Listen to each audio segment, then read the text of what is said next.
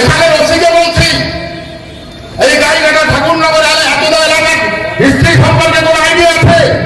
কোথায় কার বিরুদ্ধে কেস নিতে হবে, কিভাবে কেস নিতে হবে, যারা লিখতেও সেটাই পৌঁছে গেছে। এরা একদম আজকেই কটা লোক এসছে, একদম আজকে এখানে দাঁড়িয়ে বলে গেলাম, সারা ভারতবর্ষে পশ্চিমবঙ্গে যে পরিমাণে আমার সম্প্রদায়ের মানুষ আছে না, এখানে যদি ডাকি এখানে দাঁড়িয়ে আপনাদের দেখতে হবে না, কারণ একেবারে এই ভাষা আজকে বলে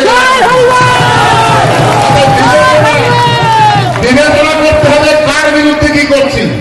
বহু অসি এখানে এলো গেল, সব কিন্তু নাকের জল চুবালির জল খেয়ে গেছে। কাঁটাতার মুকুট বিশিষ্ট যে আপনাদের সম্রাট আছে না, কলকাতার ওই অট্টালিকায় উঠে তাকে কিন্তু এখান থেকে ছেড়ে দিয়ে দাঁড়িয়েছি। এক কাছে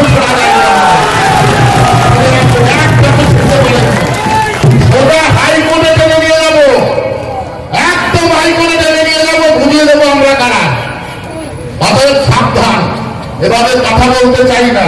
যে কেসটা আপনারা নিয়েছেন, যদি আমি গণপ্রকাশ্যে বলি না, গণপ্রকাশ্যে বলে আর যদি চাও বাইরে, থানার গেটটা শক্ত করে রাখবেন বলে দিলাম, থানার গেটটা টাইট করে রাখবেন।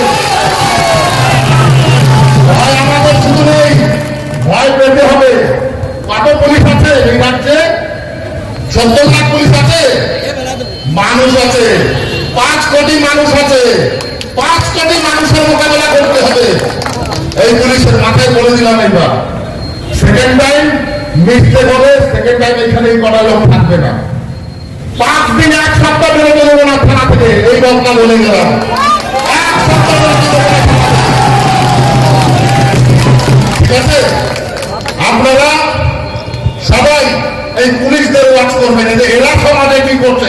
আপনাদের প্রত্যেকটা লোকের দায়িত্ব এদের নোংরামি, এদের চালাকি, এদের বদমাইশি নজর রাখা। একদম ঠিক কথা, একদম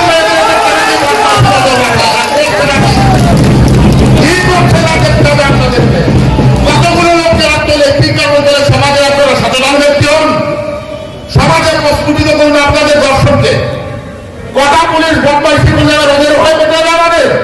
আমরা ঠাকুরনগর গাইঘাটার লোক এখানে ইতিহাস তৈরি করেছি। মমতা বেগমের কথায় এখানে